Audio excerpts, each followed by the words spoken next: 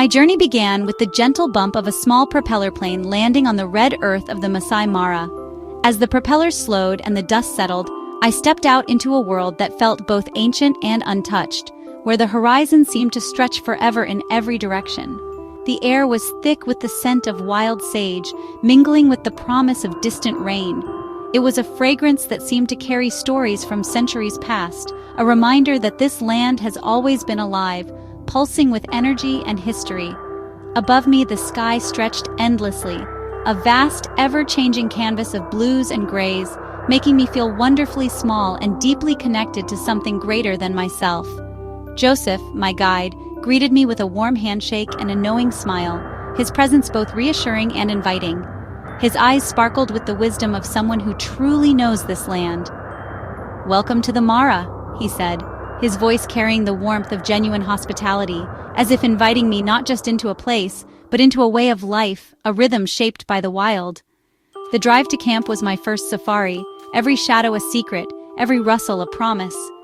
The landscape was alive with anticipation, and I found myself scanning the grasslands for any sign of movement, heart pounding with excitement.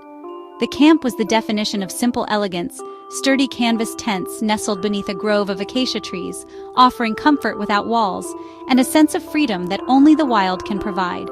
The bush's symphony, chirping insects, distant birds, the wind whispering through tall grass, became my constant companion, a living soundtrack that reminded me I was never truly alone here. I sat on my veranda, tea in hand, letting the wild seep into my bones. The peace I felt was profound, a quiet joy that came from simply being present in this extraordinary place. As the sun set, the savanna glowed gold and shadows deepened, painting the plains with a beauty that felt almost sacred. The day faded gently, promising new wonders with the coming night. Joseph explained that the real magic of the Mara begins at night, when predators stir and the drama of survival unfolds beneath the stars. His stories brought the darkness to life, filling it with possibility and awe. The air cooled, and the chorus of the night rose around me, lions calling in the distance, hyenas laughing, and the soft rustle of unseen creatures moving through the grass. I felt a thrill of anticipation, respect, and excitement for the wild forces at play. The night was alive, and I was a part of its unfolding story, humbled and exhilarated all at once. My adventure had only just begun, and as dawn approached, I knew the Mara would reveal even more of its secrets with every passing day. Before dawn, we set out, the chill of the early morning air brushing against our faces as the first hints of light crept over the horizon. Our goal was simple yet extraordinary, to witness the Great Migration, one of nature's most breathtaking spectacles, a journey that draws travelers from every corner of the globe.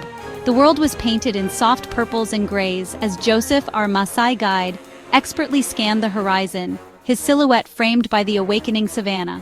Soon we saw it.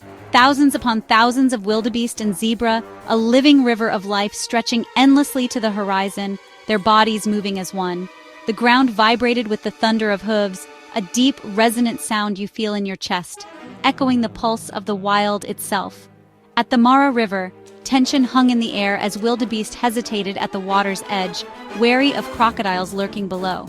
The herd's anxiety was palpable, every animal alert and poised. Suddenly, one leapt and the herd followed in a chaotic, desperate surge, the water churning with bodies and splashes as survival instincts took over. The crossing was raw and brutal. Calves struggled against the current, crocodiles struck with lightning speed, but the drive to survive pushed the herd onward, no matter the cost. Nature's grand theater unfolded before us, humbling in its power and resilience. The drama of life and death played out in real time, leaving us breathless. Joseph watched in reverent silence, letting the spectacle speak for itself, his deep respect for the land and its creatures evident in his quiet gaze. Later, we encountered a family of elephants, led by a wise matriarch, her calm presence guiding the herd through the golden grass, and a cheetah, poised and alert, surveyed the plains from atop a termite mound, her eyes scanning for opportunity in the vastness. Every turn brought a new wonder, life, death, and survival in this wild Eden.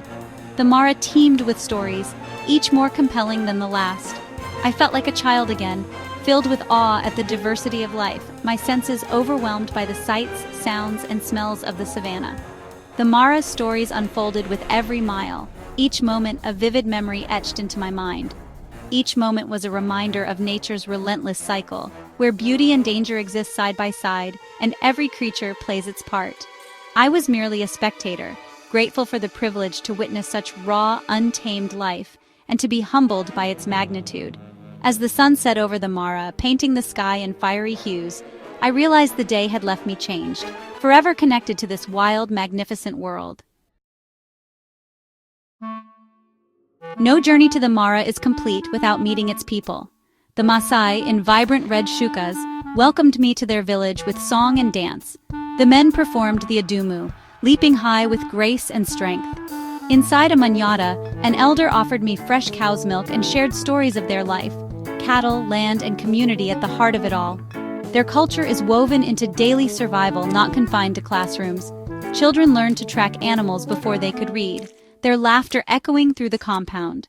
The Maasai's resilience and warmth were inspiring. They shared their world with genuine openness, not as a performance, but as a gift. I left with gratitude, humbled by their living heritage. The experience added a rich human dimension to my safari. As evening fell, the Mara transformed under a golden glow, the landscape shifting from the heat of day to the cool embrace of dusk. Shadows stretched across the grasslands, and the air grew softer, filled with anticipation. The sunset painted the sky in orange, pink, and purple, a spiritual experience that felt almost otherworldly. The horizon seemed to burn with color, as if the savanna itself was exhaling after a long, sun-soaked day. For a moment, everything was still, bathed in magical light.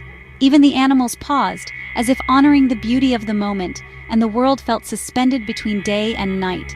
Night sounds emerged, crickets, frogs, and the eerie whoop of a hyena in the distance.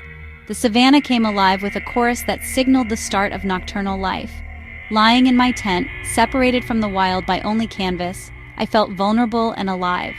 Every rustle outside heightened my senses, reminding me how close I was to nature's untamed heart. Then came the lion's roar, a deep, powerful proclamation of territory that vibrated through the ground and echoed in my chest. It was both terrifying and magnificent, a reminder of the wild's raw power. The sound lingered, making the night feel both dangerous and exhilarating. The conversation of lions echoed through the darkness, their calls weaving a tapestry of sound that spoke of ancient rituals and survival. Nights in the Mara were as memorable as the days, teaching me the wilderness never sleeps. Every moment after sunset was filled with mystery and wonder. Life and death, beauty and brutality, all unfolded under a canopy of stars. The savanna's secrets seemed to shimmer in the starlight, hinting at stories untold. The Milky Way stretched above, a glittering river in the sky, reminding me of the vastness of the universe and the wild's eternal rhythm. Staring up, I felt connected to the planet and my own small place within it. The night sky made me reflect on the beauty and fragility of life. The wild symphony was unforgettable, each sound a note in nature's orchestra, playing just for those willing to listen. The Mara's nights left a lasting imprint on my soul, a memory of awe and humility that I carry with me always. Leaving the Mara was bittersweet, but new adventures awaited across the Great Rift Valley. We descended a winding escarpment, the valley floor spreading below like a patchwork map. The scale was immense, a place where the continent is slowly tearing apart. Joseph explained how ancient forces shaped this dramatic landscape. We passed Maasai herdsmen, their red robes vivid against the earth. At Lake Naivasha, flocks of flamingos and fish eagles thrived, a miracle of life in a semi-arid valley. The contrast between lush lakeshore and dry scrubland was striking. Climbing out of the valley, the landscape shifted to farms and villages. The solitude of the wild gave way to the hum of human activity. I was moving from the ancient savanna to the modern world. Nairobi was a jolt after the wild. Energy, noise, and color everywhere. Skyscrapers rose beside bustling markets, the city constantly reinventing itself. I visited the Kazuri bead factory, where local women crafted beautiful jewelry, their stories inspiring. The city market overflowed with fruits, spices, carvings, and textiles, a sensory feast. Just outside the city, Nairobi National Park offered the surreal sight of zebras grazing against a backdrop of skyscrapers. Here, the wild and modern coexist in a unique, sometimes challenging balance. Nairobi was a bridge between worlds, a place of ambition and resilience. I left the city energized, ready for the next adventure. The train from Nairobi to Mombasa, known as the Iron Snake, was a journey through Kenya's heart. Boarding the modern Madaraka Express, I felt the romance of train travel and the promise of new landscapes. The city faded to green hills and tidy farms, then to small towns where children waved as we passed. Through Tsavo National Park, I watched red-dusted elephants, giraffes, and gazelles from my window, a safari on rails. The scenery shifted to tropical as we neared the coast, palm trees, sandy soil, and humid air. Anticipation grew among passengers as the Indian Ocean approached. The train was more than transport. It was a transition between worlds. It carried me from highlands to sea, across plains and parks. Each view was a final sweep of Kenya's diversity. The coast awaited. Arriving in Mombasa felt like entering another world. Thick, salty air and a slower coastal rhythm. The city, surrounded by water, had a magical character. On Diani Beach, white sand and turquoise water offered pure paradise. Traditional Dhow boats drifted on the horizon, timeless against the sea. In Old Town, narrow alleys, ancient mosques, and carved doors told stories of centuries of trade and cultural fusion. Fort Jesus stood guard, its walls echoing with history. The air was rich with spices, cloves, cardamom, cinnamon, infusing the local cuisine. Swahili dishes blended African, Arab, and Indian flavors in unforgettable ways. Mombasa was a place of relaxation, history, and warmth. It was the perfect end to my Kenyan journey. As my journey ended, I reflected on Kenya's breathtaking diversity. From the wild Mara to historic Mombasa, each place revealed a new facet of the country. The contrasts were striking: cool highlands, humid coast, silent savannah, vibrant city, ancient tradition, and modern ambition. The emotional arc was just as varied: wonder at the migration, humility with the Maasai, exhilaration at a lion's roar, peace on the beach. What I'll remember most are the people: Joseph, the bead makers, market vendors, and warm hosts. Their kindness and resilience inspired me. This journey taught me to step outside my comfort zone, to listen, and to appreciate the beauty of the world. I left a piece of my heart in Kenya, taking home gratitude and memories. Asante sana Kenya, thank you.